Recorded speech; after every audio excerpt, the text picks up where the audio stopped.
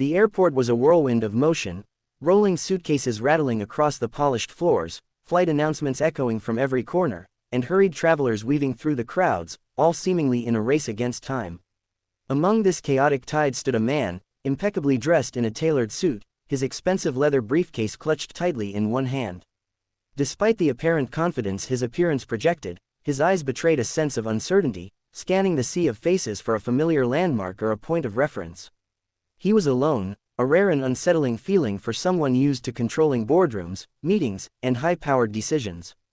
A small hand tugged at a woman's sleeve nearby. A little girl, perhaps 6 or 7, with curly hair tied into a messy ponytail and a slightly worn teddy clutched to her chest, peered curiously at the solitary figure. She tilted her head, her big, innocent eyes studying the man's rigid posture, the slight frown on his face, and the way he shifted uneasily from one foot to the other. In a world where adults often overlook the details, children noticed everything. Summoning a bravery that only children possess, she stepped forward, ignoring the bustling crowd and her mother's soft protests. "Are you lost too, mister?" she asked, her voice small but clear, cutting through the airport's din. The man's head snapped toward her, startled by the unexpected question. His lips parted slightly, as if to answer, but no words came at first. He was not accustomed to being addressed with such simplicity, such directness. People usually came to him with agendas, negotiations, or polite flattery. Nobody had ever asked him if he was lost. The little girl tilted her head, smiling, as though expecting a real answer. Her innocence had an almost disarming power, softening the tension in his shoulders that he had carried from the moment he left his car. He realized he had been wandering aimlessly, caught in a current of anxiety, deadlines, and obligations, unaware of the small moments of human connection passing him by. Finally, his voice emerged, low and uncertain, carrying a vulnerability he rarely showed to anyone. I guess I am," he admitted, the words tasting strange on his tongue. Admitting uncertainty to a child in the middle of an airport felt oddly liberating. The girl's eyes lit up, and a giggle escaped her. She glanced at her mother, who watched quietly from a few steps away, and then back at the man. "Don't worry, mister. Sometimes it's okay to be a little lost," she said with surprising wisdom. "You just have to find someone to guide you." For the first time in what felt like years, the CEO allowed himself to relax. In the midst of the chaos, a child had reminded him of something he had forgotten. Sometimes, being lost isn't the end, it's the beginning of finding something far more important. If you want, I can also expand Scene 2 in 450 words so your story continues seamlessly for YouTube Shorts. Do you want me to do that next? The CEO stood frozen for a moment, the little girl's words echoing in his mind. He looked down at her, her small hand clutching the teddy tightly, and realized how genuine and fearless children could be. While adults often wrap their words in hesitation and politeness, this child spoke with clarity and confidence, unafraid to voice a simple truth. Her innocence had a way of cutting through the layers of his meticulously constructed life, the meetings, the emails, the constant pursuit of more. The bustling airport continued around them, yet for a brief moment, it seemed as if time had slowed. Travelers rushed past, dragging their luggage, talking on phones, or checking flight boards, but the CEO only had eyes for the little girl. She was like a lighthouse. In the storm of his thoughts, a quiet reminder that life sometimes demanded slowing down and noticing the world. I haven't really thought about it like that," he said softly, surprising himself with his own vulnerability. His voice was a whisper, almost drowned by the crowd, but the girl leaned closer as if she could sense the sincerity behind it. She tilted her head, waiting patiently, her curiosity unwavering. "You don't always have to have all the answers," she added, her words simple but profound.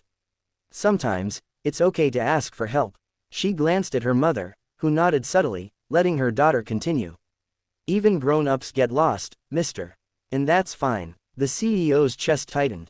He had spent years convincing himself that admitting uncertainty was a weakness. Boardrooms had been his battlefields, negotiations his proving grounds. But now, standing there with this little girl who had no reason to care about his power, his status, or his reputation, he felt a strange sense of relief. He could finally let go of the pressure to always be in control, even if just for a moment. A small smile tugged at the corners of his lips, the first genuine one he had shown in a long time. "You're very wise for someone so small," he admitted, kneeling slightly to meet her eye level. How do you always know what to say? The girl giggled, her laughter a soft melody that seemed to fill the noisy airport. I just say what I feel. That's all, she said simply. And sometimes, that's all anyone needs. The CEO nodded, absorbing her words. In that instant, he realized he hadn't just been lost in the airport, he had been lost in life, consumed by work, ambition, and expectations, forgetting the simple truths that really mattered. This tiny, fearless stranger had reminded him that asking for guidance, being vulnerable, and connecting with others were not weaknesses, they were the way to truly find one's path. He straightened, feeling a weight lift off his shoulders. For the first time in a long while, he felt a spark of hope. If you like, I can now expand scene 3 in 450 words so the story has a complete, cinematic ending. Do you want me to do that next? The CEO stood a little straighter now, the little girl's words still echoing in his mind. The bustling airport seemed less chaotic, almost calmer, as if her innocence had shifted the atmosphere around him. Travelers hurried past, announcements blaring overhead, but he felt a quiet clarity he hadn't experienced in years. For the first time in a long time, he wasn't thinking about meetings, deadlines, or deals, he was just present, noticing the world through a different lens. The girl tilted her head and smiled, sensing the change. See, being a little lost isn't always bad, she said, her voice warm and encouraging. It just means you might find something new, something better. Her words hung in the air like tiny sparks of light, and he realized she was right. He had spent so much of his life chasing power and success, never stopping to appreciate the people and small moments around him. Moved by her insight, he crouched slightly to meet her gaze. Thank you, he said, his voice low but sincere. I think, you've reminded me of something very important. The girl's eyes widened slightly, pleased that her simple observation had made such an impact. She gave a shy nod, hugging her teddy closer. His thoughts wandered to the countless times he had been so caught up in his responsibilities that he had ignored what really mattered: connection, kindness, and guidance. This child, in all her smallness and simplicity, had shown him that the answers to life's biggest questions often came from unexpected places. It wasn't in contracts or stock reports, it was in these fleeting, human moments that truly shaped a person's heart. Would you, maybe show me the way to my gate? He asked softly, a small smile playing at his lips. The girl's face lit up, and she pointed down the corridor with a dramatic flourish, like a tiny tour guide revealing the path to a secret treasure. Follow me, she exclaimed, turning to lead the way. As they walked together, the CEO felt a lightness he hadn't known in years. He laughed quietly at her little jokes and stories, realizing that this brief encounter had done more for his soul than months of business triumphs ever could. The little girl's perspective had opened a door inside him, reminding him that even the busiest, most powerful people sometimes need guidance, and that it's perfectly okay to accept it.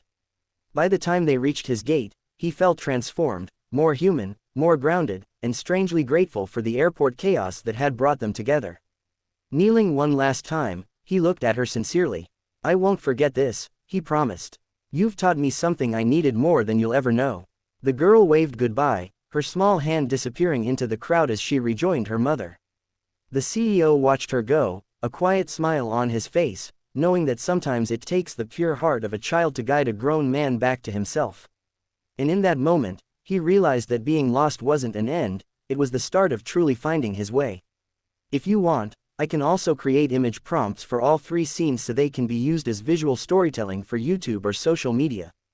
Do you want me to do that?